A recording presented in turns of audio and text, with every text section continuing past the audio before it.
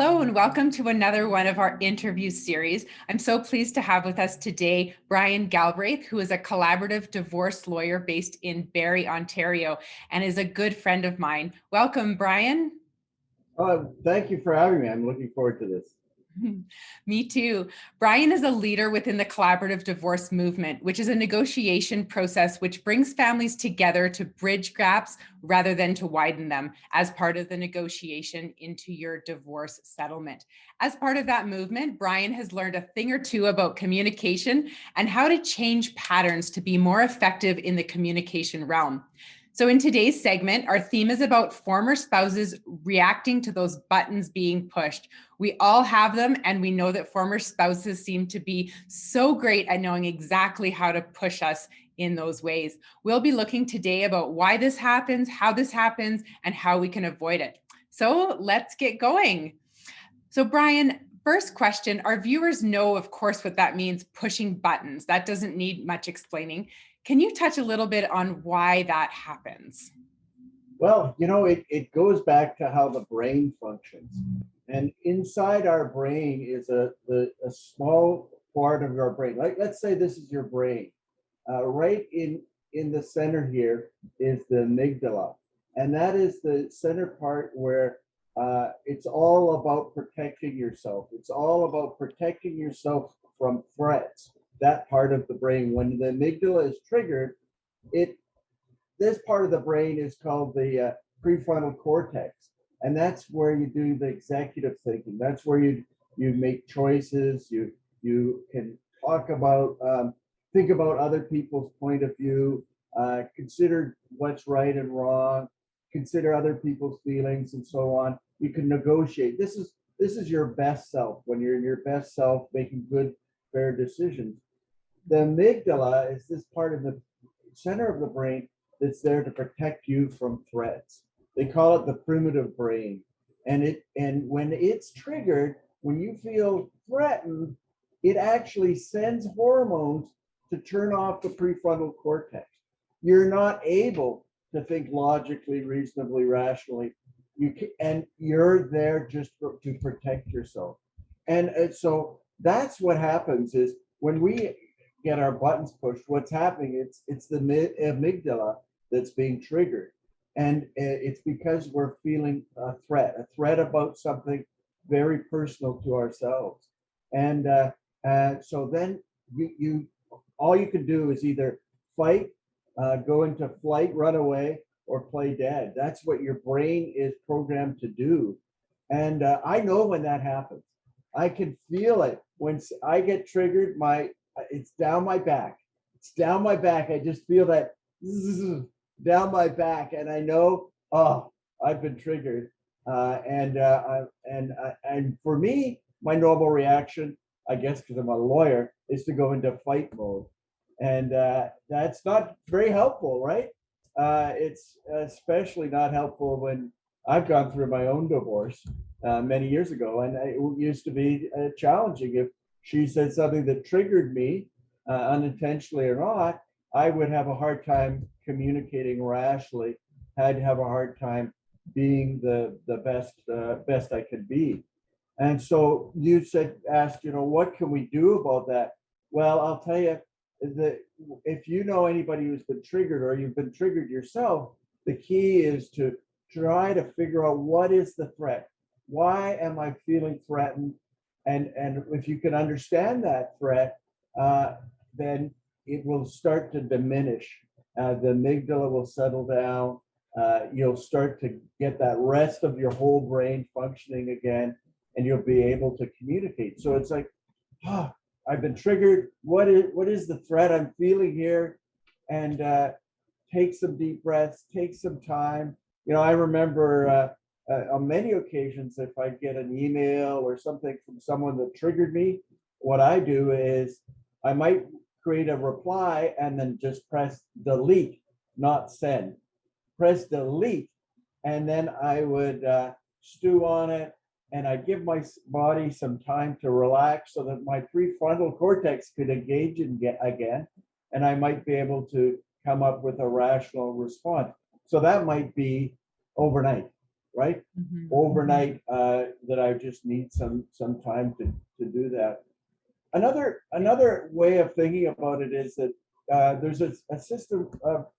David Hoffman teaches about the family system, and it's a way of how we are internally, that we have different parts within our personality. So one part wants to protect us from injury and from harm, and so that voice will become really strong if there's a threat, and that voice will come out, and he says, that's your warrior within you. That's your warrior part, and your warrior part is coming out to protect you because you felt threatened. But there's another part of you which is your better self, and it's what David has taught me is to start to listen to the different parts, the different voices that we have, in our head, the self-talk that we have, and to say, okay, oh wow, there's a strong one. That's maybe my warrior coming out today. I need to just soothe that warrior and let it be, and try to get back to my best self. But it's not easy to do, and especially in the moment. Well, and it's interesting because I just did an interview with Bill Eddy, and we talked about the BIF communication method. And of course, when you were talking about writing that email and clicking the delete button, I want to add to that by even saying, you can write that email, click the save button, not send, but click that save button, and have that opportunity to come back to it the next day or in a few days, or whatever the response might be needed, as far as the time sensitivity, of course, but to be able to review what you're saying, or to revise what you want to say or how you want to respond, is of course key. And giving it that sense of time tends to relax that amygdala.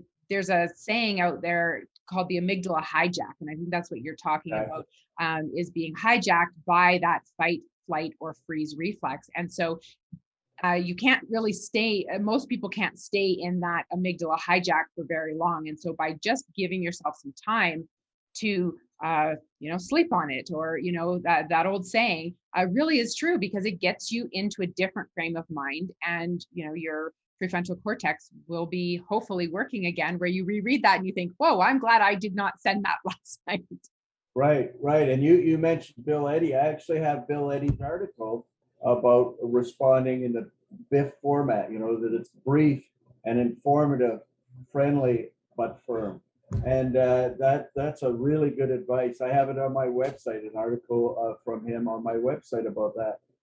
But that's hard at the time when you're triggered. But if you give yourself a chance to settle down and relax, and then you can, think about, okay, how can I be brief, informative, friendly, and yet still firm? In my interview with Bill, I did say that divorce professionals around the world teach their clients the BIF method. And so it's really used by people, divorce professionals and families all around the world. And we have more proof of that. I'm in Alberta, Canada, and Brian, you're in Ontario, and Bill is in San Diego, California. And, right. So we're all around the world, and we all know that BIF method as divorce professionals. Yeah. And the other thing that I do, Stephanie, that is, I sometimes find that I have like a knee-jerk response. Like I will respond and I'll say the wrong thing. And it's my knee-jerk response to a situation that gets me into trouble. And so one of the things that I've discovered is that I can kind of reprogram my knee-jerk responses. And so how I do that is I think about, okay, someone triggered me on this occasion, last week, and I said the inappropriate thing. Let me review that whole scenario again and do it again in my head, how I would have liked to have responded. And I replay that in my head, and I start, it's funny, I've been able to reprogram my knee-jerk response to situations by replaying those mistakes that I've made and replacing the bad knee-jerk response with the kinder, more appropriate response. the one that I would want to have used at the time. So, you know, you can't go back, you can't replay life and fix the things that you did wrong. But if I can reprogram my knee-jerk responses, it prevents problems from happening again. And it works. It really helps me a lot. And it's hard to avoid being triggered because, you know, your buttons are pushed. It's as you said, it's a knee-jerk reaction. It's your internal system sort of on autopilot programming you to react. But it's really in how you respond and or wait to respond that can really be the helpful piece to make sure that you're not um, piling on top of each other the conflict and causing it to escalate. You're allowing it to de-escalate just even by the passage of time, or figuring out how to respond with those BIF responses. Yes, absolutely. Yeah. Yeah.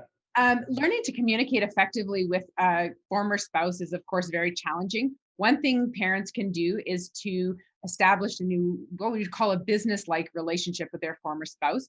Can you talk a little bit about what a business-like relationship might look like and how viewers might be able to have that happen? Well, it's a real challenge. When you're married, you're intimate on so many different levels, right? But when you separate, you're no longer having a sexual relations. You're no longer as connected financially. So you're bringing this all apart, right? But you still have to connect because you've got children together. And so you need to find a new way to connect with one another, establish a new relationship, a new way of communicating. And yeah, we talk about it in terms of a business-like relationship.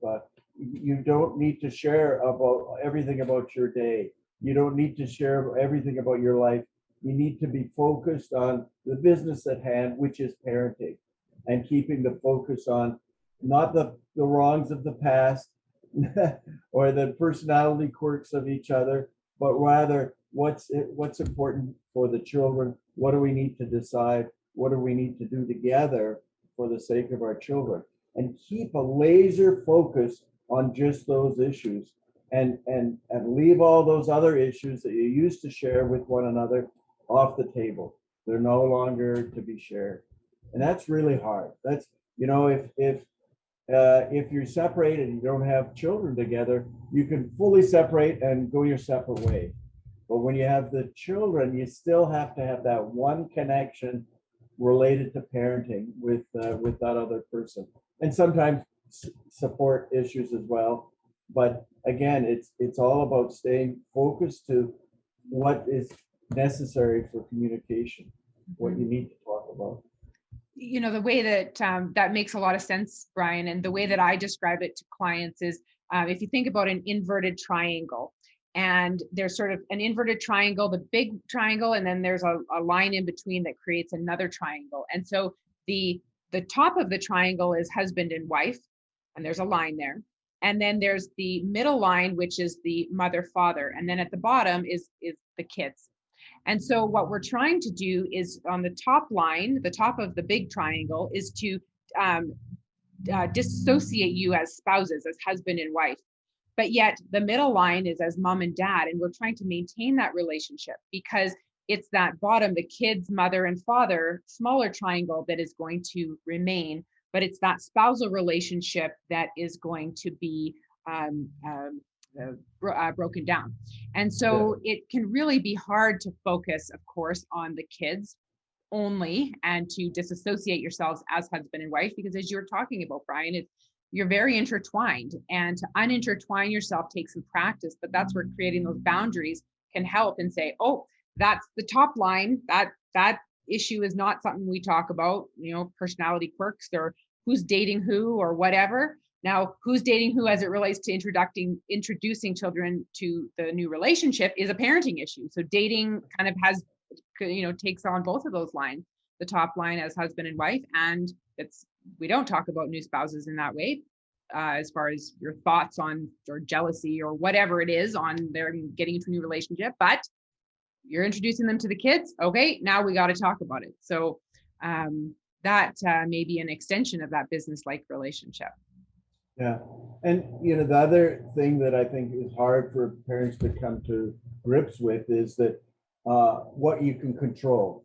And all that you can control is your response, right? You can't even control that amygdala hijack or that emotional response. Mhm. That's going to come over you, but you can choose to find strategies to minimize the negative impact of that emotion might have on you, and you can also control what you're going to communicate with to your spouse, but you cannot control their response. And that's so hard for people to realize, is that is out of their control. And in fact, the response of the children is also out of your control. And so you need to accept the things that, the serenity prayer, right? Accept the things that you can change, and ignore those that you can't. Mm-hmm.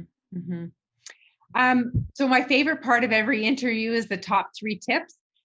I want people to be able to walk away with some practical tips. Of course, the whole interview is practical, but let's summarize it up by hearing what would your top 3 tips be for parents who want to learn to stay calm, cool, and collected when their buttons are pushed.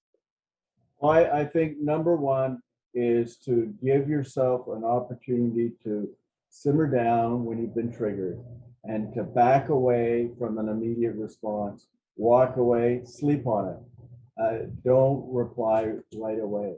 And that the second one is that, if you do have a knee-jerk response that you don't like, and you wish you had responded differently, replay that in your mind and do it the way you want to do it the next time, because you can teach yourself to respond in a better way by thinking about those circumstances and how you want to respond, so that it's like doing a role play, practicing it, so that when the circumstance arises again, you've got the muscle memory to respond the way you want to respond.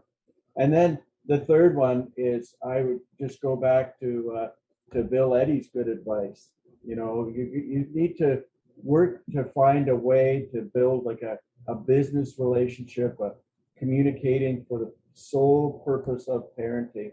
So keep it brief, keep it informative, keep it friendly, but you can still be firm in your communications. I think Bill Eddy's advice is excellent. Mm-hmm. Yeah, well, thank you so much, Brian, for joining us and for that insight in, the emotional side of communication and how we keep it logical and effective. Because as parents know, you have to. It's not if you communicate with your co-parent, it's how, and how good or bad will it be, and how effective. And so we hope that this episode has given you, as viewers, some tools to help you learn how to maybe more effectively stay calm, cool, and collected. So thanks again, Brian, for joining us. Thanks for having me. You've got a really great program here that I think is really helpful to clients around the world. Thank you for doing this. Thanks.